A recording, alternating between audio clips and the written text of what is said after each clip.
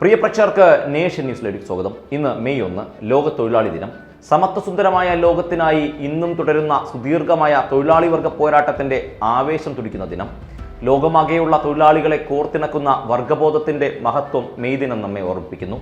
തൊഴിലാളികളുടെ അവകാശങ്ങൾ കവർന്നെടുക്കുന്ന നിയോ ലിബറൽ മുതലാളിത്ത നയങ്ങൾ രാജ്യത്തെ ഗ്രസിക്കുന്ന ഈ ഘട്ടത്തിൽ തൊഴിലാളി ദിനാചരണത്തിന്റെ പ്രാധാന്യവും പ്രസക്തിയും വലുതാണ്.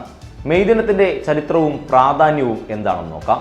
80ഓളം രാജ്യങ്ങളിൽ മെയ് ദിനം പൊതു അവധിയായി ആചരിക്കുന്നുണ്ട്. ഇന്ന് സാർവദേശീയ തൊഴിലാളി ദിനമാണ്. തൊഴിലാളികളുടെ അവകാശങ്ങളെക്കുറിച്ച് ഓർമ്മിപ്പിക്കുന്ന ദിനമായാണ് മെയ് ദിനം കൊണ്ടാടുന്നത്. 8 മണിക്കൂർ തൊഴിൽ സമയം അംഗീകരിച്ചതിനെ തുടർന്ന് അതിന്റെ സ്മരണയ്ക്കായി മെയ് 1 ആഘോഷിക്കണമെന്ന ആശയമുണ്ടായത്. 80ഓളം രാജ്യങ്ങളിൽ മെയ് ദിനം പൊതു അവധിയായി ആചരിക്കുന്നുണ്ട്. മെയ് ദിനത്തിന്റെ ചരിത്രം എന്താണെന്ന് നമുക്ക് നോക്കാം.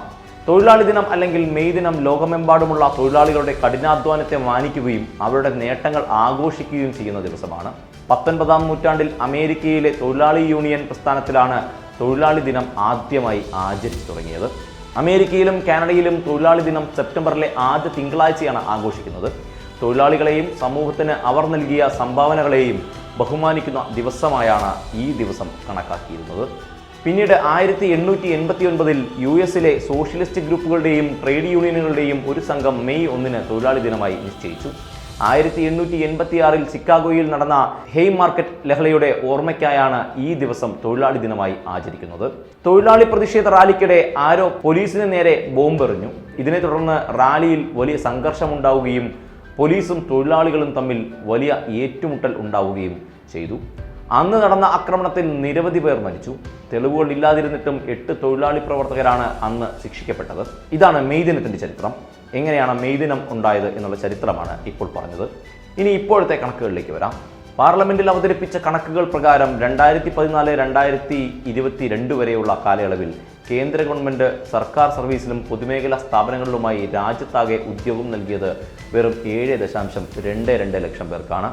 പുതുതായി തസ്തികകൾ സൃഷ്ടിച്ചിട്ടില്ല എന്നു മാത്രമല്ല, കേന്ദ്ര സർവീസിലും പൊതുമേഖലാ സ്ഥാപനങ്ങളിലുമായി നിലവിലുള്ള 10 ലക്ഷത്തോളം തസ്തികകളിൽ നിയമനം നടത്താതിരിക്കുകയുമാണ്. റെയിൽവേയിൽ 3 ലക്ഷം ഒഴിവുകളാണത്രേ നികത്താതെ ഇട്ടിരിക്കുന്നത്. വേതനം കുറഞ്ഞ വിഭാഗം തസ്തികകളിൽ കരാർ നിയമനങ്ങൾ മാത്രമാണ് നടക്കുന്നത്. പട്ടാളത്തിൽ പോലും സ്ഥിരം തൊഴിലാളികൾക്ക് പകരം കരാർ നിയമനങ്ങൾ കൊണ്ടുവരുന്നു. വർഷം 2 കോടി പുതിയ തൊഴിലുകൾ സൃഷ്ടിക്കുമെന്ന് പറഞ്ഞ അധികാരത്തിലെത്തിയ സർക്കാർ തൊഴിലാളികളോടുള്ള യഥാർത്ഥ സമീപനമാണിത് എന്ന് ഓർക്കുക. ഇത് കൃത്യമായ കണക്കുകളാണ്. എന്നാൽ കഴിഞ്ഞ 7 വർഷം കൊണ്ട് കേരള സർക്കാർ കേരളത്തിൽ PSC വഴി നടത്തിയ നിയമനങ്ങളും കണക്കിലെടുക്കേണ്ടതാണ്. 2 ലക്ഷത്തിലധികം നിയമനങ്ങളാണ് നടന്നിരിക്കുന്നത്. രാജ്യത്തെ ആകെ ജനസംഖ്യയുടെ 2.5% മാത്രമുള്ള ഒരു സംസ്ഥാനത്ത് പ്രതിവർഷം 30,000-ഓളം പേർക്ക് പുതുതായി സർക്കാർ ഉദ്യോഗം നൽകുന്ന സംസ്ഥാനമാണ് നമ്മുടെ കേരളം. കഴിഞ്ഞ 7 വർഷത്തിനിടയിൽ മാത്രം 40,000-ഓളം പുതിയ തസ്തികകളും സംസ്ഥാനത്ത് സൃഷ്ടിക്കുകയുണ്ടായി. സർക്കാർ മേഖലയ്ക്ക് പുറത്തും ഏറ്റവും അധികം തൊഴിലവസരങ്ങൾ സൃഷ്ടിക്കപ്പെടുന്ന സംസ്ഥാനങ്ങളിലൊന്ന് കേരളം തന്നെ. റിസർവ് ബാങ്കിന്റെ കണക്കുകൾ പ്രകാരം ഇന്ന് രാജ്യത്തെ നിർമ്മാണ മേഖലയിൽ ഏറ്റവും ഉയർന്ന ദിവസവേതനം ലഭിക്കുന്ന സംസ്ഥാനം കേരളമാണെന്ന് ഓർക്കുക. പ്രതിദിനം ശരാശരി 837.30 രൂപ ഈ മേഖലയിൽ തൊഴിലാളികൾക്ക് ലഭിക്കുന്നു എന്നുള്ളതാണ് കണക്ക്. തൊഴിലുമായി ബന്ധപ്പെട്ട പരാതി പരിഹാരവും മികച്ച രീതിയിൽ നടപ്പാക്കാൻ സർക്കാർ ശ്രമിച്ചുകൊണ്ടേയിരിക്കുന്നുണ്ട്. ഈ സർക്കാർ അധികാരത്തിൽ വന്ന ശേഷം ഇതുവരെ ഇൻഡസ്ട്രിയൽ റിലേഷൻസ് വിഭാഗത്തിന്റെ നേതൃത്വത്തിൽ 3534 തൊഴിൽ തർക്കങ്ങളാണ് പരിഹരിച്ചത് എന്നാണ് അറിയാൻ കഴിയുന്ന കണക്ക്. കഴിഞ്ഞ LDF സർക്കാരിന്റെ കാലം മുതൽ ഇന്നുവരെ 59 തൊഴിൽ മേഖലകളിൽ കുറഞ്ഞ വേതനം നിശ്ചയിച്ചു. ഈ സർക്കാർ നിലവിൽ വന്നതിന് ശേഷം 11 മേഖലകളിൽ കുറഞ്ഞ വേതനം പുതുക്കി നിശ്ചയിക്കുകയും ചെയ്തിട്ടുണ്ട്. വിദ്യാസമ്പന്നരായ തൊഴിലന്വേഷകർക്ക് മികച്ച തൊഴിലവസരങ്ങൾ ലഭ്യമാക്കാൻ നൈപുണ്യ വികസന പ്രവർത്തനങ്ങളോടൊപ്പം വിപുലമായ തൊഴിൽ മേളകളും നടപ്പിലാക്കുന്നു.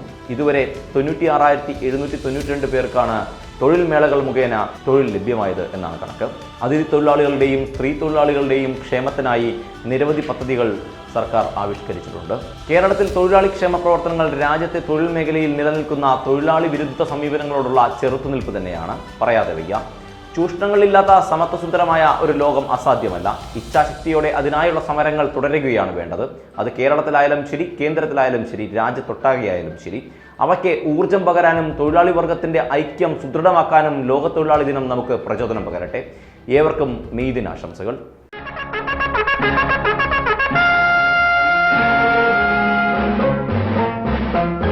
സർവരാജ്യ തൊഴിലാളികളെ സംഘടിക്കുവിൻ, സംഘടിച്ച് ശക്തരാകുവിൻ.